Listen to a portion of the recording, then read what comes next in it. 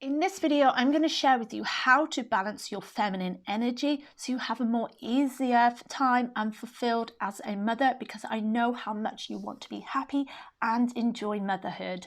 Let me first explain what I mean about masculine and feminine energies. So this is not about gender. I'm not talking about a man, woman, male or female, because every man and woman has masculine and feminine energy within them. But if you're a man, you're more likely to have more masculine energy, and if you're a woman, you're more likely to have feminine energy. But we are all out of balance because of the wounded masculine system that we live in.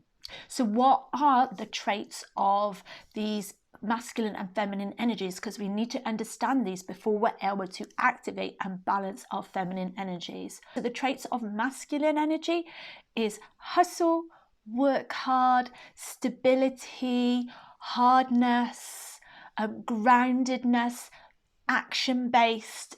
But society lives in a distorted masculine energy, so we're always grinding to the bone, working too hard, have a terrible hustle culture that never allows time for the feminine energy. So what are the traits of feminine energy? These are softness, creativity, nurture, flow, movement, and being reflective. And I think I can say most mothers are not like that, because we are in a masculine system, the patriarchal system, that tells us that we must always be constantly grinding and on the go. And so motherhood has this idea, this false illusion, that we must always be on the go and in our masculine, that the mums must be doing everything. So this makes us out of balance with our feminine, and our feminine energy is just not activated in us because we have been in our masculine for so long, because our whole childhood, our whole conditioning, our whole way of being has just been this distorted, wounded masculine energy. But I have activated more of my feminine energy, and I do feel that I have always had that aspect of femininity within me, but I've always worried about what other people may think if I wanted to wear long dresses, wear long earrings, and have my hair in certain ways that maybe made me feel like people would judge me. And it's letting go of that and just allowing to just express my authentic self without worrying or caring what other people may think. The first thing to do is just acknowledge and have awareness that you were out of balance, and now you have this clear starting point and how you can change your behavior to activate that feminine energy. And it can be difficult as a mother to lean into the feminine, even if you have awareness that you're out of balance, because we always have to meet the needs of our children. We feel we always have to be doing something, like we don't have time for those feminine aspects of ourselves. So we are always on the go. Even when the kids are in bed, we feel there's always something that must be done. And this is where we need to slow down. We don't need to be hurrying along all the time, have endless amounts to do on our lists. And I was forever always giving myself a huge to-do list, too much to do, that I never got everything done. And now I only give myself one or two things to do during the day, so I don't put that pressure on myself to be in my masculine, to be that hustle, to be in a hurry all the time, try and manage every part of my day, to fit everything in and be in a rush all the time. And children are masters of this, particularly toddlers, because they have no concept of time, so they're just in flow. They slow down. We can allow our children to really teach us something here. So forget about doing the dishes. We don't need to be doing that right in this moment. We can just sit and play and be with our children and slow down, and maybe go at our children's pace a bit more, rather than this constant hurry. getting things done all the time. Next thing you want to do to balance your feminine energy is connect with your body.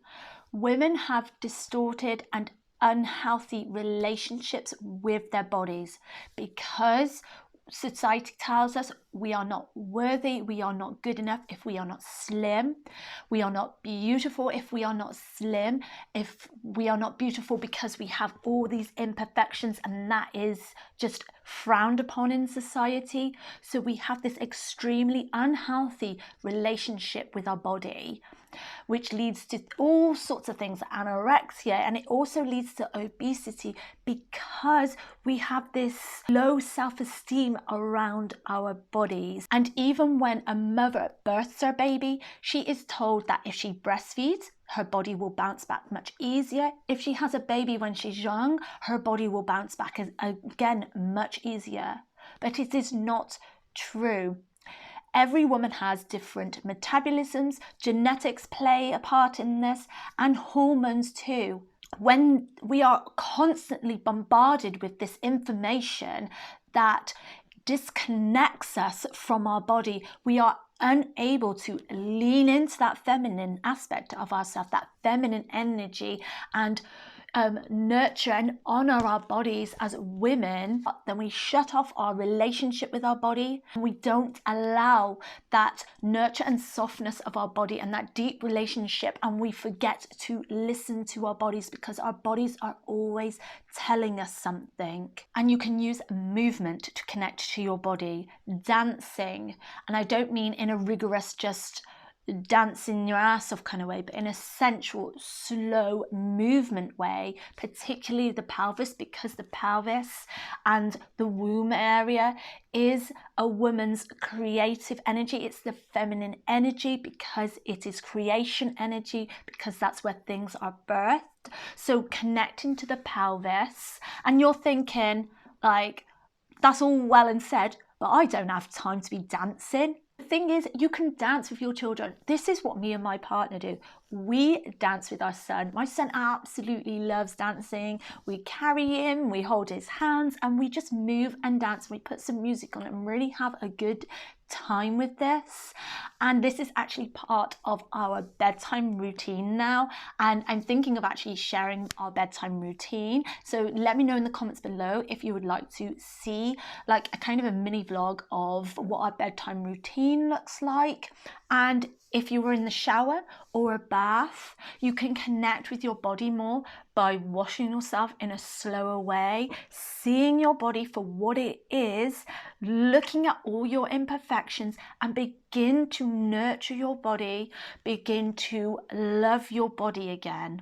So my next tip is allow people to help you. This one is super hard for me. So I grew up in a very unpredictable household. I went through quite a bit of trauma. So this made me feel like I could only rely on myself. I had to show up for myself and emotionally be there for myself. So this has led me to not be able to accept that help, receive that support from other people, because sometimes I feel like I cannot trust other people to respect how I want to raise my children. I feel like they're going to go and do something that I won't agree with, so I want that control all the time. So this is where the control comes in quite a lot with me. But when we begin to receive that help, this is when we are receiving that feminine energy. We are taking the weight off our shoulders of the masculine and allowing ourselves to just relax and not have the children around us. Because when we begin to trust, receive, and just allow, this is when the feminine energy will begin to balance and activate. And this is where the masculine, your partner, plays a role in this. The masculine wants to provide. They may be acting like a lazy slob, but deep down the masculine wants to protect and wants to provide. So allowing him to do this will help you to be more in balance and flow easier with each other as well. So you've stuck around to the end, and this is my final surprise tip that all mothers can do. Super easy. There's not going to be one single mum that can't do this. So here it goes. Drum roll. Being a mum. So just being a mum itself is that divine feminine energy, because motherhood is being gentle, nurturing. Mother's intuition is that feminine energy, that gentle, that softness. Just raising children is feminine. It may not come in so natural for every woman, but it is about learning to be more gentle and soft and raising your children in a nurturing way, not this distorted, controlling way that we've been so deeply conditioned to believe that's how we raise our children.